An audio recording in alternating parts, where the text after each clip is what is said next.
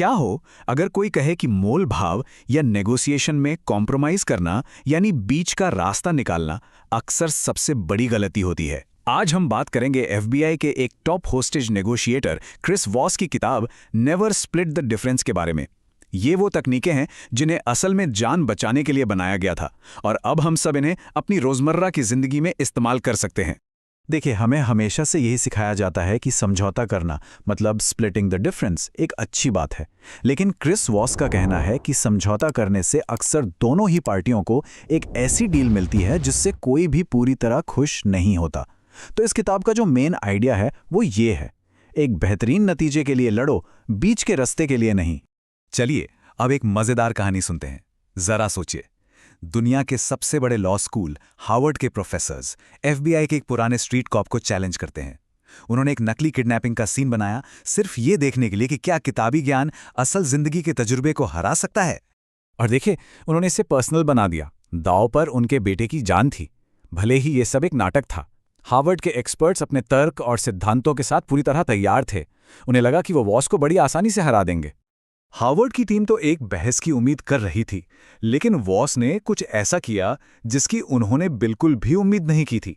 उन्होंने कोई बहस नहीं की, उन्होंने सिर्फ एक सवाल पूछा और इस एक सवाल ने अचानक हार्वर्ड के एक्सपर्ट्स को बैकफुट पर धकेल दिया और पूरा कंट्रोल वॉस के हाथों में आ गया। ये सिर्फ दो तरीकों की टक्कर नहीं थी, ये दो अलग अलग सोच की टक्कर थी।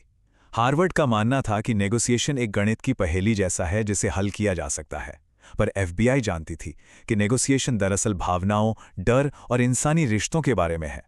वॉस का सीक्रेट वेपन था टैक्टिकल एम्पैथी।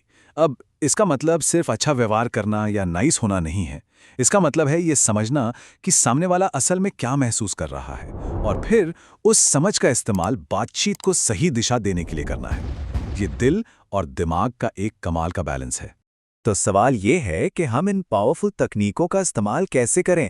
पहली तकनीक इतनी आसान है कि शायद यकीन ना हो, लेकिन ये किसी भी बातचीत का माहौल पूरी तरह बदल सकती है। इसे नेगोशिएशन का जेडी माइंड ट्रिक भी कहा जाता है। इस टेक्निक को कहते हैं मिररिंग।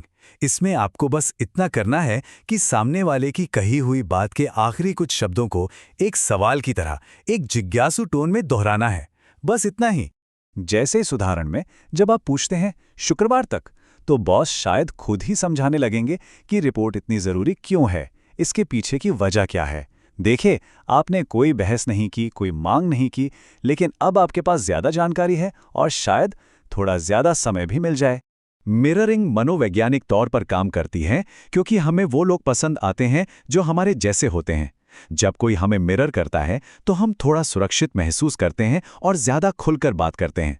और सबसे अच्छी बात, आप नहीं कहे बिना भी किसी बात से असहमति जता सकते हैं, जिससे सामने वाला खुद ही कोई हल ढूंढने लगता है।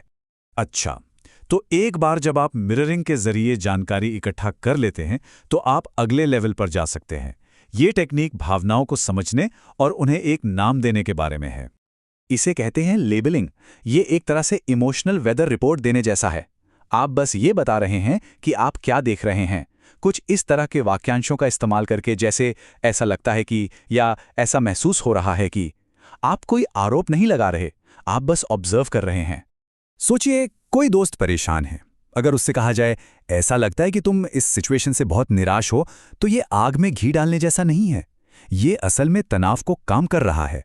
जब लोगों को लगता है कि उन्हें समझा जा रहा है, तो उनकी तर्क वाली सोच, उनका रैशनल ब्रेन वापस काम करने लगता है। लेबलिंग असल में भावनाओं के शोर को शांत कर देता है, और जब नेगेटिव इमोशंस शांत हो जाते हैं, तभी असली मुद्दे पर बात की जा सकती है। ये आपको ऊपरी बातों से हटाकर समस्या की जड़ तक ले जाता है। और अब वो टेक्निक जो हमें वापस क्रिस वॉस की हार्वर्ड वाली कहानी से जोड़ती है, वही सवाल जिसने पूरी बाजी ही पलट दी थी। इन्हें कहते हैं कैलिब्रेटेड प्रश्न। ये वो सवाल हैं जिनका जवाब हाँ या नहीं में देना लगभग नामुमकिन हो जाता है। ये क्या या कैसे से शुरू होते हैं और सामने वाले को जवाब देने से पहले रुककर सोचने पर मजबूर कर देते हैं। ये बातचीत को बंद नहीं करते, बल्कि उसे और खोलते हैं। इस स्लाइड पर एक बहुत ही शानदार उदाहरण है।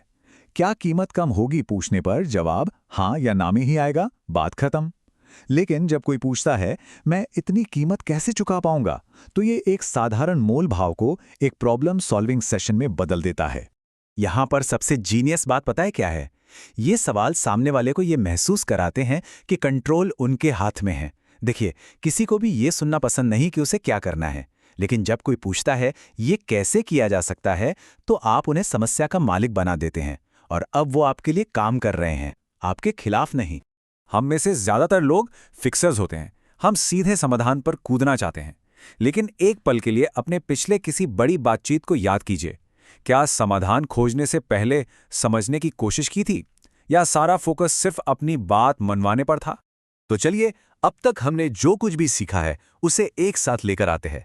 यह है आपका एक्शन प्लान, आपकी अपनी नेगोशिएशन प्लेबुक। तो ये है आपकी 3 स्टेप प्लेबुक। पहला, मिररिंग से जानकारी हासिल करें। दूसरा, लेबलिंग से भावनाओं को शांत करें। और फिर तीसरा, कैलिब्रेटेड सवालों से बातचीत को एक समाधान की ओर ले जाएं। ये तीनों एक साथ एक प्रोसेस की तरह काम करते हैं। और सबसे जरूरी मानसिकता जो हमें अपनानी है वो ये है, नेगोशिएशन का मतलब लड़ना नहीं बल्कि जानकारी इकट्ठा करना है। ये कोई टकराव नहीं बल्कि एक खोज की प्रक्रिया है, एक प्रोसेस ऑफ डिस्कवरी। और आखिर में एक विचार, हम सब नहीं शब्द से डरते हैं।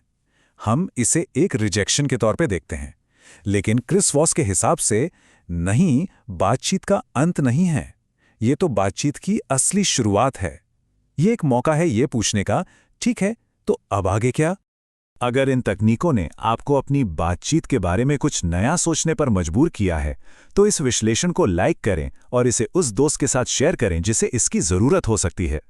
और भी ऐसे ही विश्लेषणों के लिए सब्सक्राइब करना ना भूलें। अगली बार तक सुनते रहें और समझते रहें।